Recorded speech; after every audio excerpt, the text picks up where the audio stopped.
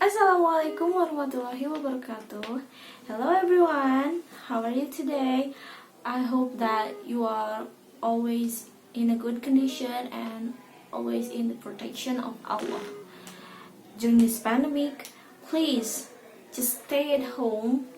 Do not go out frequently if you do not need it, and please wash your hands frequently so that you can kill the virus with washing your hand with soap. And I hope you guys always keep healthy and keep spirit for always studying, although you just study in your home. Okay, so in this video I would like to explain about a material called analytical exposition. Have you ever heard about analytical exposition?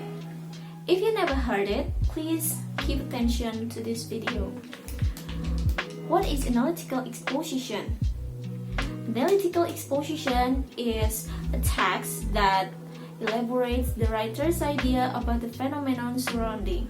Jadi, analytical exposition ini adalah pengembangan sebuah ide dari si penulis tentang isu-isu yang ada di sekitar kita.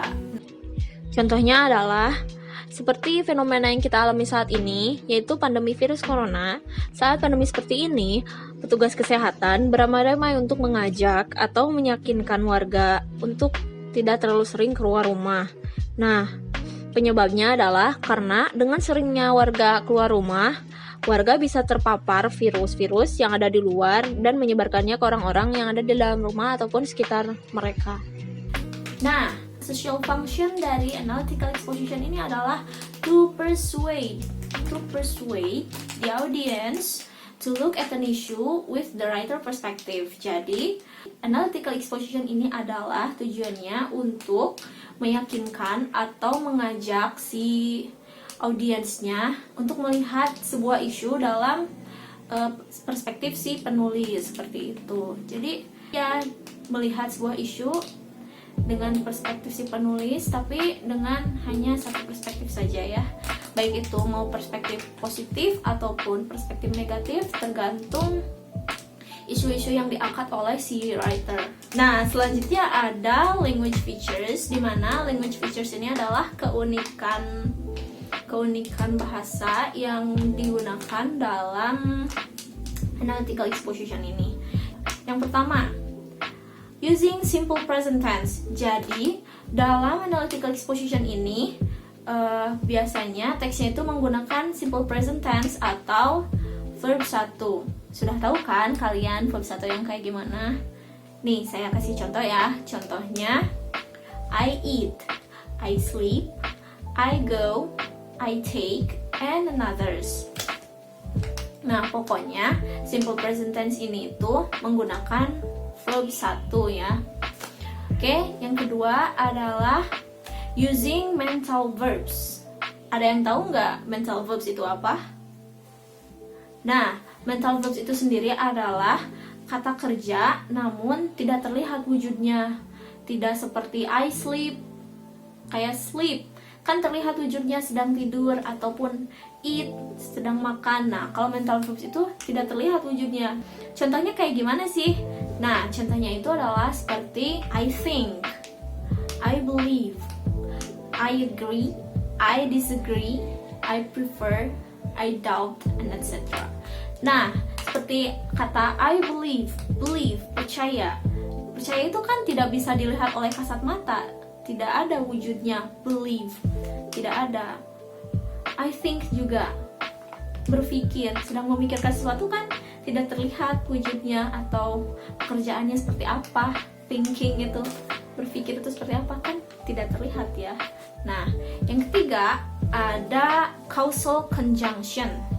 Apa itu causal conjunction?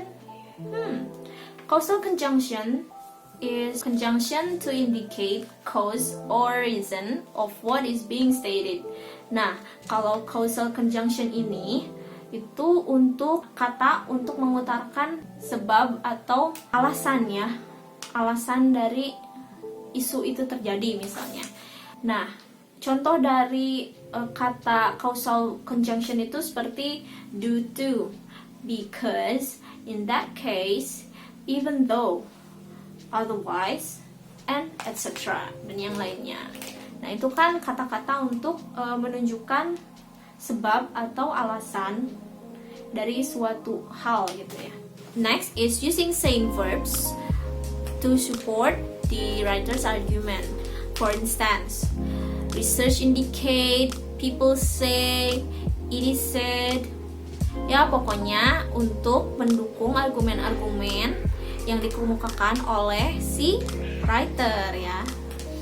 Karena kan dalam argumen, nah nanti dijelaskan di generic structure itu ada 3 ya. Pokoknya salah satunya ada bagian argumen. Nah, di argumen sendiri itu harus ada mengemukakan fakta-fakta. Nah, saying verbs inilah yang pasti akan digunakan dalam mengemukakan fakta-fakta itu, seperti itu. Nah, yang terakhir ada linking words. Apa itu linking words? Nah, linking words ini adalah words to link an argument. Jadi, nah, linking words ini adalah sebuah kata untuk menyambungkan setiap argumen di seluruh paragraf itu. Nah, kalau misalnya nggak ada linking words, itu semua paragraf itu nggak logical gitu, nggak bakalan nyambung. Nah, kalau ada linking words itu dari paragraf ke paragraf itu pasti nyambung, dan di setiap paragraf pasti ada linking words karena itu untuk to link an argument gitu. Contohnya dari linking words yang selalu ada di analytical exposition itu adalah first atau firstly, secondly, thirdly, the last, finally, in conclusion, and others. Nah, seperti itu. Oke, selanjutnya ada generic structure, struktur dari teks analytical exposition ini. There are 3 generic structure in this analytical exposition. The first one is thesis. In thesis phase, it is introducing the topics and indicating the writer's point of view. Jadi, dalam thesis ini adalah awal mulanya di mana gagasan untuk analytical exposition ini muncul. Ide dari si writers ini muncul dan itu menentukan perspektif dari si writers atau points of view dari si writers gitu. Ini biasanya thesis statement itu selalu ada di paragraf pertama. Oke, yang kedua ada argument. Apa sih argument? Argumen itu kayak pendapat ya, pendapat-pendapat yang mendukung si gagasan awal tadi, mendukung si tesis agar lebih detail gitu, lebih jelas. Nah, di tesis statement itu misalnya washing hand itu perlu. Nah, kenapa? Nanti di argumen dijelaskan karena misalnya bisa membunuh virus, research membuktikan bahwa bla bla bla bla dan sebagainya. Pokoknya argumen itu explaining the argument to support the writer's position. Argumen-argumen seperti apa sih yang bisa mendukung gagasan si writer itu sendiri ya, untuk mensupport si writer position, baik itu posisinya mendukung positif ataupun negatif ya, itu tergantung gagasan yang dikemukakan oleh si writer. Biasanya argumen itu tidak semata-mata argumen yang keluar dari mulut si writer atau pikiran si writer begitu saja, tapi harus ada support atau fakta-fakta yang memang kredibel, relevan, dan itu memang sesuai adanya faktanya gitu. Jadi si isu yang diangkat oleh si writer itu tidak hanya semata-mata pandangan dia saja, tapi memang fakta di lapangan. Jadi bukan hoax ya. Say no to hoax.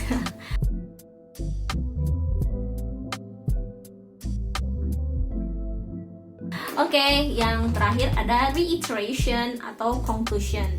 Nah, reiteration ini adalah restatement the writer's statement on the thesis. Jadi mengemukakan kembali nih statement awal yang ada pada thesis statement, tapi jadi conclusion gitu, supaya menguatkan isu yang diangkat oleh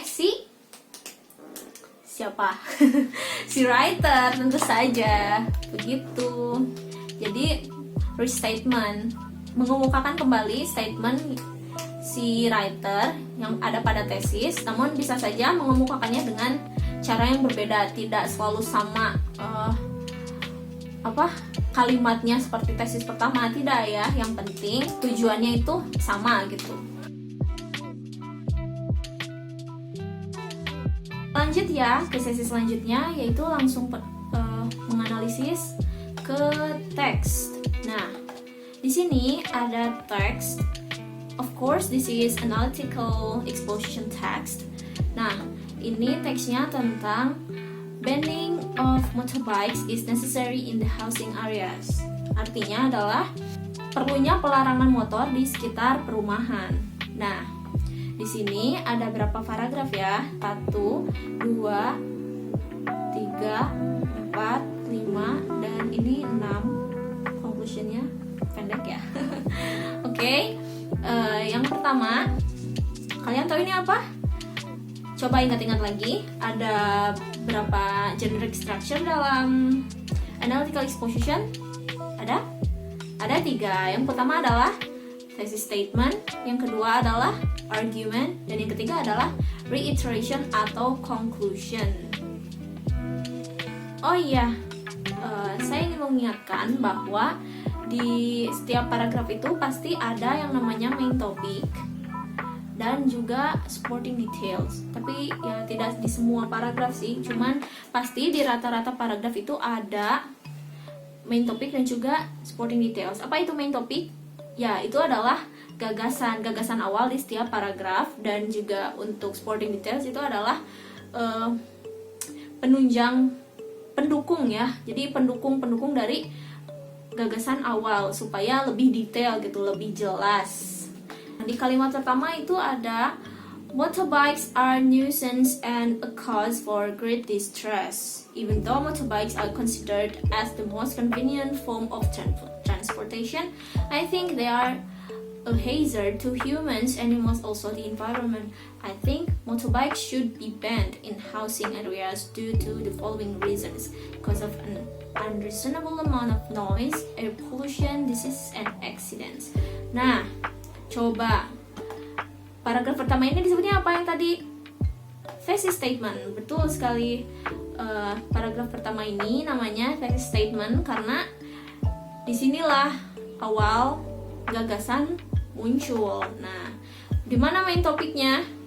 Nah, di sini motorbike are nuisance and a cause for great distress. Artinya, motorbike itu adalah sebuah gangguan ya, dan bisa menjadi penyebab masalah gitu.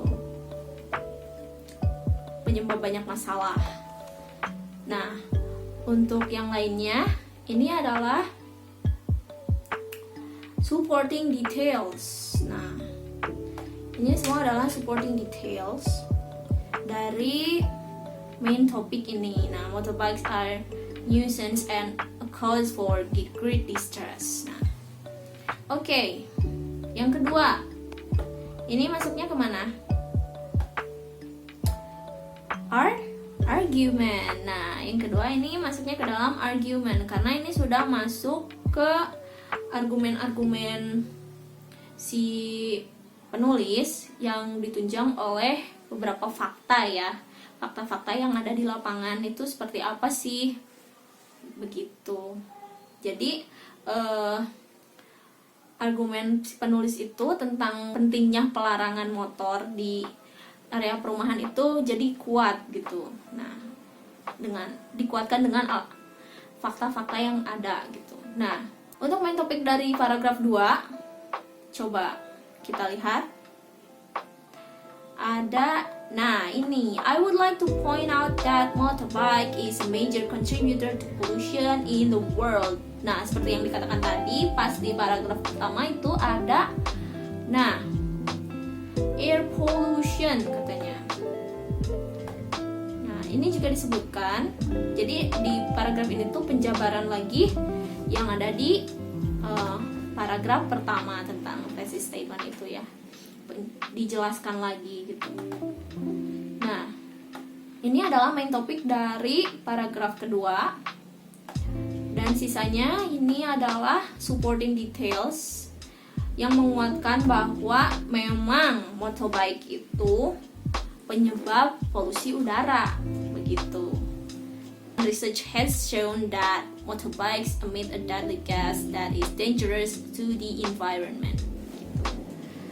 Oke, lanjut kita ke paragraf ketiga. Untuk paragraf ketiga ini masih sama ya, masih argument paragraph. Nah, masih secondly kan, tadi language features kan. Nah, ada linking words ya, to link an argument. Jadi nyambung tuh, first of all, secondly, besides, gitu, the last. Nah, main topik yang kedua atau main point yang kedua itu ada, nah, motorbikes are also responsible for causing disease. Ini adalah termasuk ke main topik dan ini termasuk ke